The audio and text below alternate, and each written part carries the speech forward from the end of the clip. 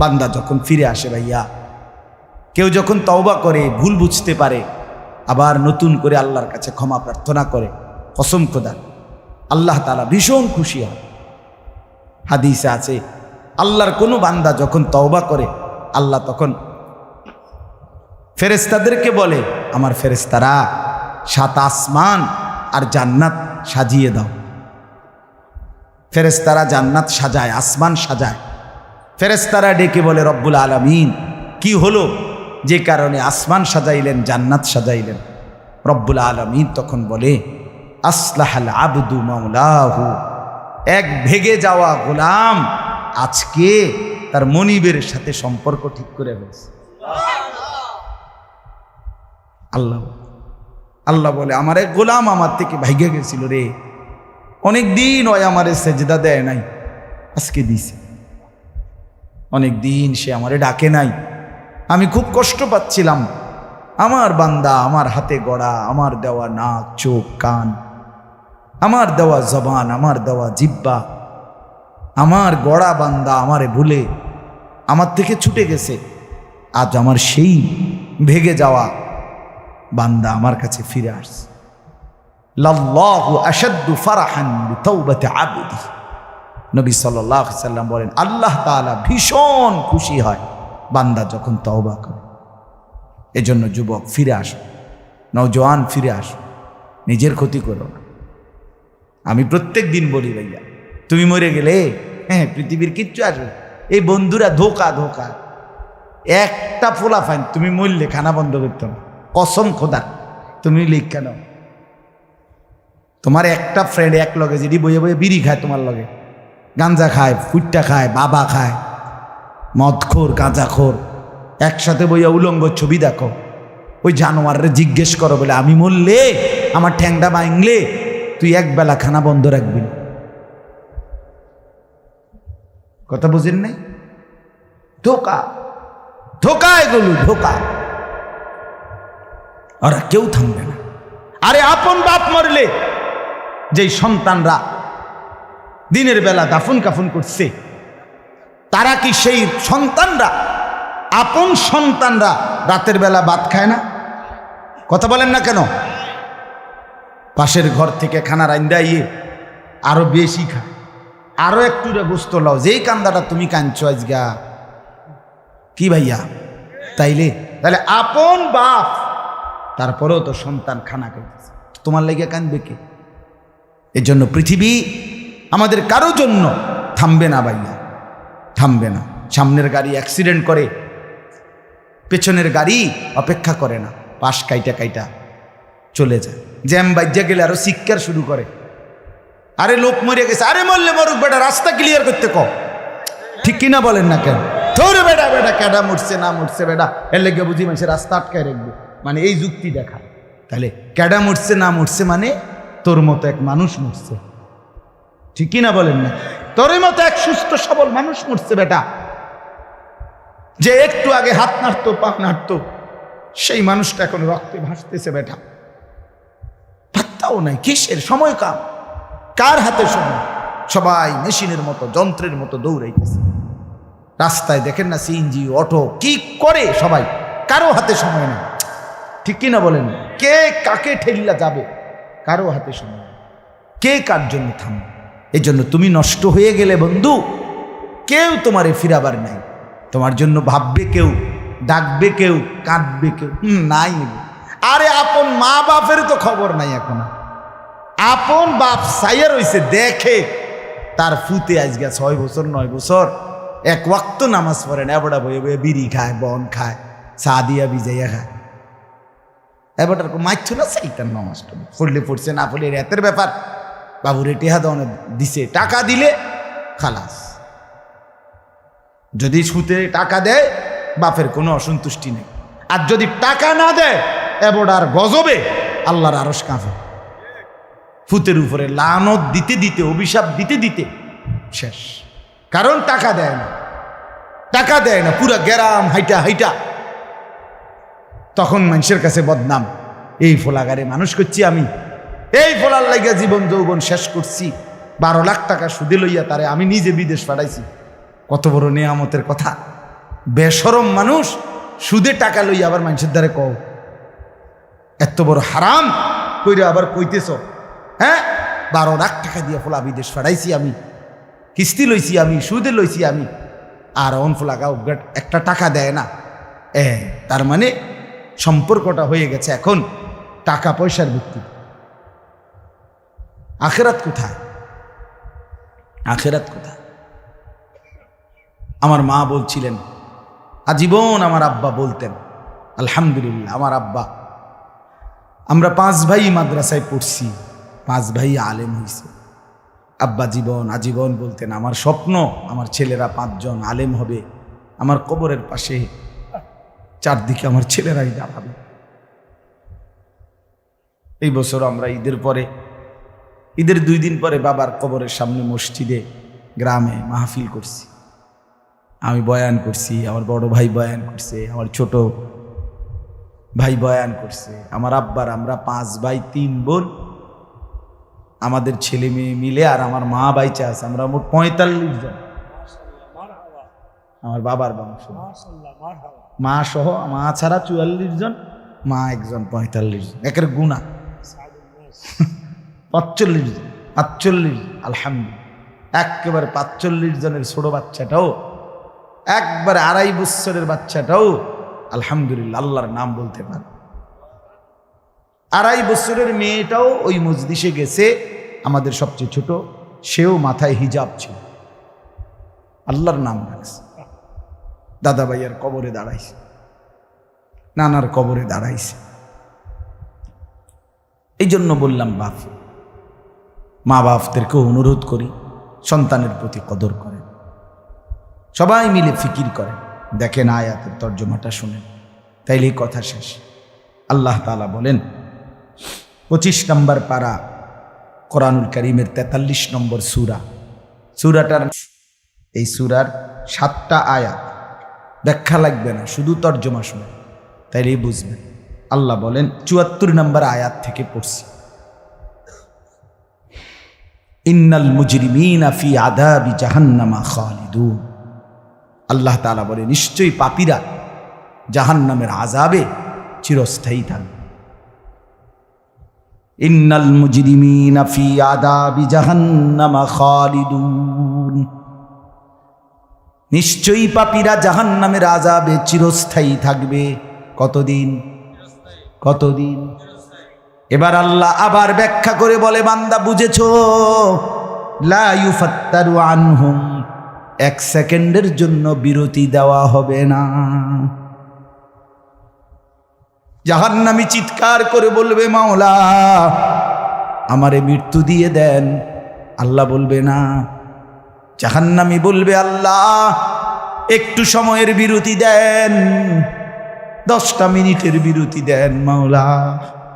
24 ঘন্টার আগুন, আমারে 10টা মিনিট একটু আলগা থাকতে দেন, আমি যে আর পারছি না মাওলা, এতটা ভীষণ আযাব আমি যে আর সইতে পারছি না মাওলা, আর পারছি না। লা ইউফাত্তারু আনহুম, আল্লাহ বলেন 1 সেকেন্ডের জন্য জাহান্নামের আযাব, আগুন বিরতি দেয়া হবে না। ফাতরাত মানে কি নাই? বিরতি নাই। আহুম ফীহি মুবলিসুন, এরপরে আল্লাহ বলেন জাহান্নামী এই দীর্ঘ 24 ঘন্টা অনন্তকাল আযাবের মধ্যে থাকবে। কেমনে থাকবে? মুবলিসুন, বিষণ্ণ হয়ে, উদাস মনে। কোনোদিন চেহারায় 1 সেকেন্ডের জন্য হাসি ফুটবে না, কোনোদিন আর সুখের নাগাল পাবে না। আজ তো বন্ধু রাত কেটে ভোর হয়, ভোর গিয়ে রাত হয়, অন্ধকার আলো হয়, আলো অন্ধকার হয়। যে হাসে সে কাঁদেও, যে কাঁদে আবার সে হাসেও, ঠিক না? কিন্তু রব্বুল আলামিন বলেন ওয়াহুম ফীহি মুবলিসুন, জাহান্নামীর মন, জাহান্নামীর চেহারা বিষণ্ণ, উদাস, সব সময় হাসিবিহীন থাকবে, কোনো সেকেন্ড হাসতেই পারবে না। এবার আল্লাহ নিজে বলবেন মলিন চেহারা দেখে জাহান্নামীকে, জাহান্নামীর চিৎকারে আল্লাহ নিজেই বলবেন ওমা যালামনাহুম, জাহান্নামী নাফরমান, আমি কিন্তু তোর উপরে মোটেই জুলুম করি নাই। আমি রাতও দিয়েছি বান্দা, দিন দিয়েছি, আমি সুযোগ দিয়েছি, সময় দিয়েছি। 8টা বাজে এশার আজান হয়েছে, এখন বাজতেছে রাতের 11:30। তাইলে আমি কিন্তু হায়াত 3.5 ঘন্টা তো দিয়েছি। আর 4 এশার নামাজ পড়তে তো 3.5 ঘন্টা সময় লাগে না? লাগে। আমি তো ফজরের ওয়াক্ত আসার পরে ওয়াক্ত শেষ হওয়া পর্যন্ত প্রায় 1.5 ঘন্টা সময় দিছি। 4 রাকাত নামাজ পড়তে তো 1.5 ঘন্টা লাগে না? আমি তো জোহরের আজান হওয়ার পরে জোহরের ওয়াক্ত প্রায় 2.5 ঘন্টা, 2 ঘন্টা তো দিয়েছি। জোহরের নামাজ পড়তে তো বান্দা 2.5 ঘন্টা লাগতো না? হ্যাঁ। আসরের নামাজ 4 রাকাত নামাজ পড়তে তো 1.5 ঘন্টা লাগে না? তাহলে বলো না বান্দা, আমি কি কোনো জুলুম করেছি কিনা বলো? ওমা যালামনাহুম, আমি বান্দা নাফরমান, আমি কিন্তু তোমাদের উপরে তাদের উপরে জুলুম করি নাই। ওয়ালাকিন কানু হুমুজ জালিমিন। আল্লাহ বলে বরং নাফরমান জাহান্নামী, তুই নিজেই নিজের উপরে জুলুম করেছিস। তুই আমার রাতকে গান বাদ্য আর সিনেমার নর্তকীর নাচ গান আর উলঙ্গ ছবিতে শেষ করে দিয়েছিস। তুই আমার দিনকে গুনাহ, সুদ, ঘুষ আর অবৈধ উপার্জনের পিছনে শেষ করে দিয়েছিস। নিজেই জুলুম। এবার শুনেন, এবার আল্লাহ তাআলা বলে জাহান্নামী, এবার শুনেন আল্লাহ যখন এটা বলবে, জাহান্নামী এই ভীষণ আযাবে একটা বিরতি নাই। এবার জাহান্নামের ফেরেশতাকে ডাক দিবে। জাহান্নামের দায়িত্বে প্রধান যেই ফেরেশতা, ওনার নাম মালিক। ওনার নাম কি? মালিক ফেরেশতা। এই কোরআনে ওনার নাম ডাইরেক্ট এখানে আছে। জাহান্নামী বলবে ওয়ানাদাউ ইয়া মালিক লিয়াকদি আলাইনা রাব্বুক। ওহো, আল্লাহ বলে জাহান্নামীরা, জাহান্নামের ফেরেশতা মালিককে ডাক দিবে, ইয়া মালিক, হে মালিক শোনো না, ফেরেশতা একটু শোনো না। লিয়াকদি আলাইনা রাব্বুক, ফেরেশতাকে বলবে, ফেরেশতা তোমার রব, তোমার আল্লাহকে একটু বলো না এমন কষ্টের আযাব না দিয়ে আমারে চিরতরে একবারে শেষ করে দিতে, আমি যে আর পারছি না। লিয়াকদি আলাইনা রাব্বুক, বলো না ফেরেশতা, তোমার মাওলাকে বলো না, তোমার রবকে বলো না আমারে একদম শেষ করে দিতে, আমারে মৃত্যু দিয়ে দিতে, আমি যে আর পারছি না। কেমনে সইব এত গরম, কেমনে সইব এত আযাব? ফেরেশতা তখন বলবে ক্বালা ইন্নাকুম মাকিসুন। ফেরেশতা বলবে না, নাফরমান পাপী, এই জাহান্নামী তোকে অপেক্ষা করতে হবে, মৃত্যু হবে না। আল্লাহ বলবেন লাকাদ জিনাকুম বিল হক, আমি তো বান্দা সত্যের বাণী, সঠিক বাণী বারবার তোমার কাছে নিয়ে এসেছিলাম। একবার বেলায়েতুল্লাহ বলছে, একবার আনিসুর রহমান বলছে, বারবার বারবার বারবার আমার কত বান্দা দিয়ে, কত ইমাম, কত খতিব, কত আলেম, কত বুজুর্গ দিয়ে আমি তো সত্যের বাণী, কোরআনের বাণী, এই জাহান্নামের কথা বারবার তোর কাছে বলাইছিলাম বান্দা। ওয়ালাকিন্না আকসারাকুম লিল হাক্কি কারিহুন, কিন্তু তোমরা তো অধিকাংশই আমার সত্যের আহ্বান, আমার কোরআনের আহ্বানকে অপছন্দ করেছ। পাত্তা দিস এত বাদ দিস হুজুর রাইতান কই বই মাতিস তাই আছে না এমন ব্যর্থমিজ লোক, কথা বলে না। অনেক বুড়া মানুষও আছে, অনেক বুড়া মানুষ। আর রাখো হুজুররা যত কয় এত না, কিছু কইতে লাগলে বাড়াইয়াও কয় বেটা হুজুররা বেড়ায়, কথা বলেন না কেন? হ্যাঁ, আরে রাখ বেটা, আল্লাহ ভরসা বেটা, আল্লাহ ভরসা কিতা, আল্লাহ ভরসা কিতা মানে আল্লাহ কি, আল্লাহ কি হিসেবে ভরসা আমি এটা আবার বুঝাই এখন। আল্লাহ বলছে বান্দা তুমি বিড়ি খাইতে থাকো আমি ভরসা।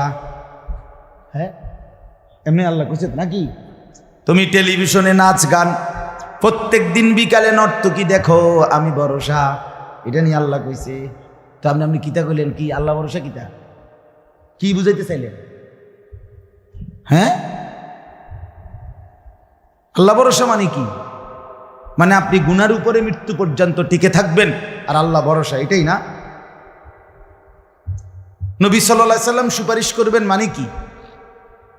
নবীজি সুপারিশ করবেন এই কথার অর্থ কি?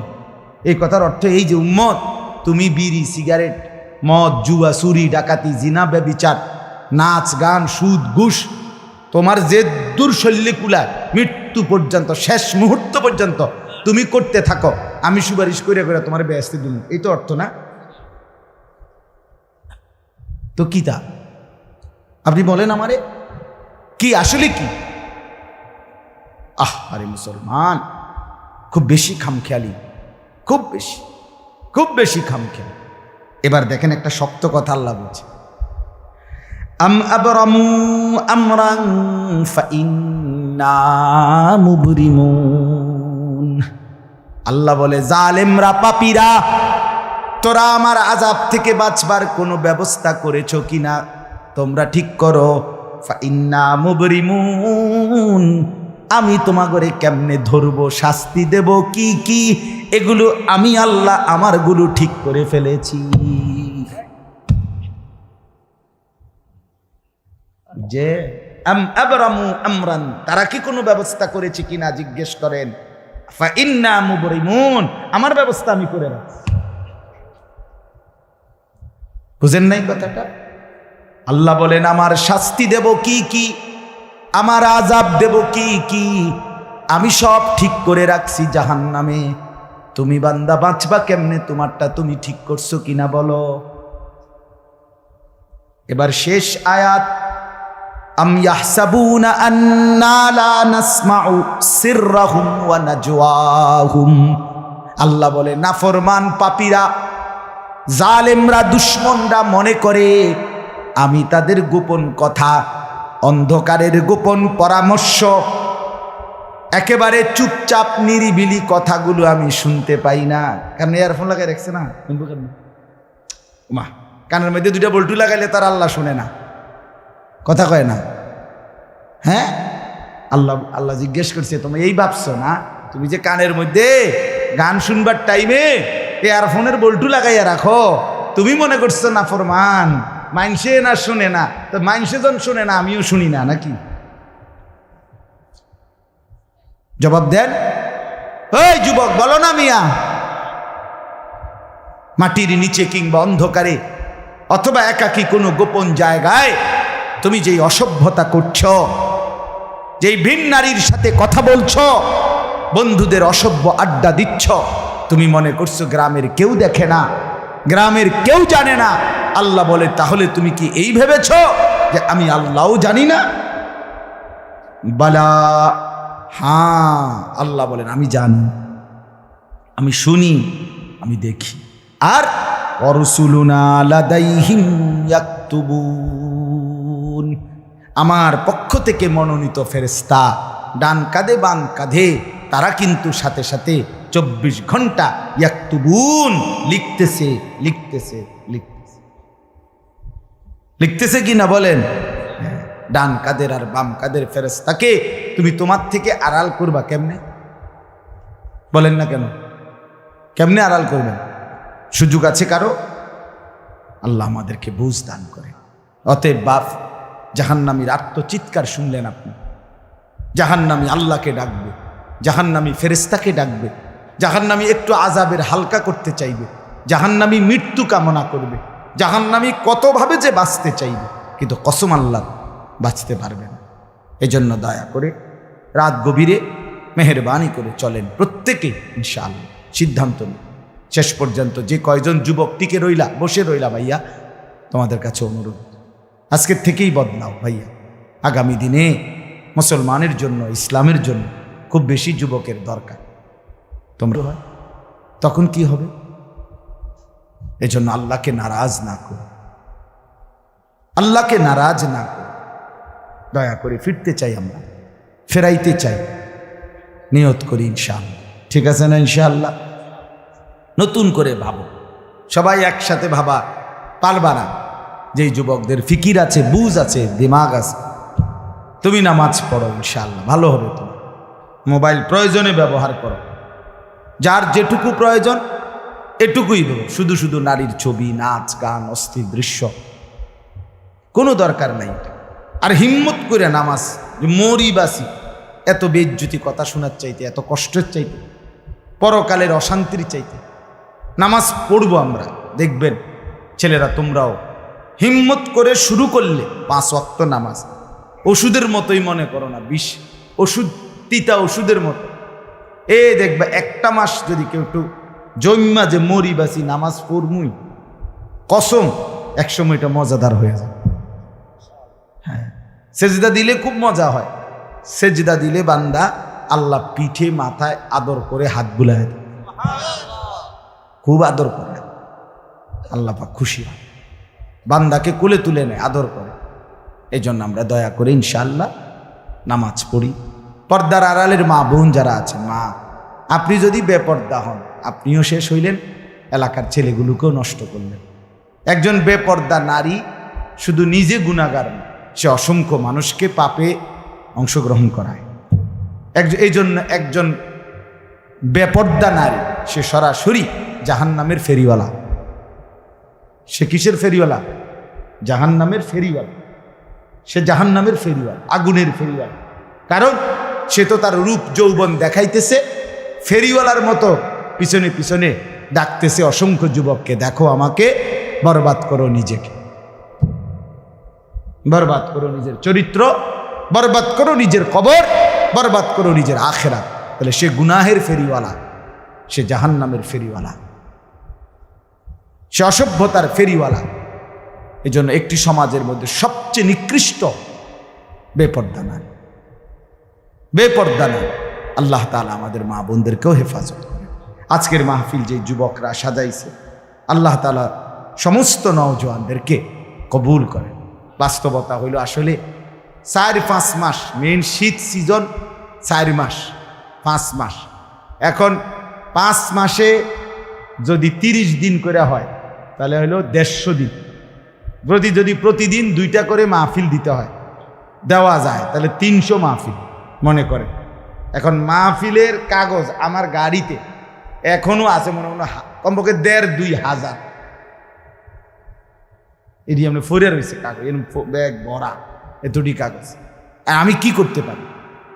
কেমনে দাও, কিভাবে দাও এগুলো? আচ্ছা, সারা বাংলাদেশ তো নবীনগরকেই বলে, ঠিক না? বাংলাদেশ মানে তো নবীনগর।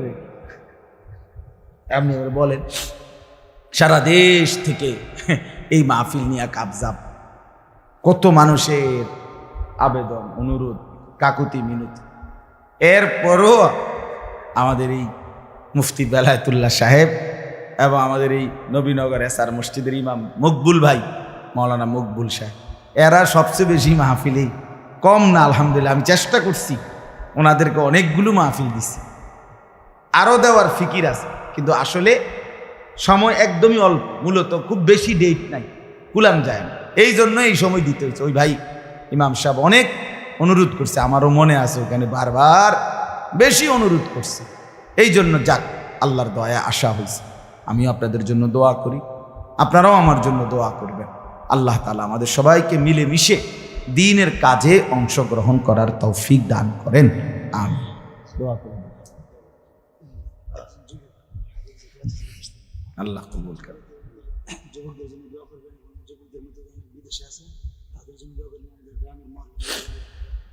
অনেক কষ্ট করে প্রবাসী যে বিদেশি ছেলেরা, আমি নিজ চোখে দেখি। এইবারও আমি উমরায় গেছি, যে রমজানে, এই রমজানে আমি প্রবাসী ভাইদের রোমে রোমে গেছি, বয়ান করছি।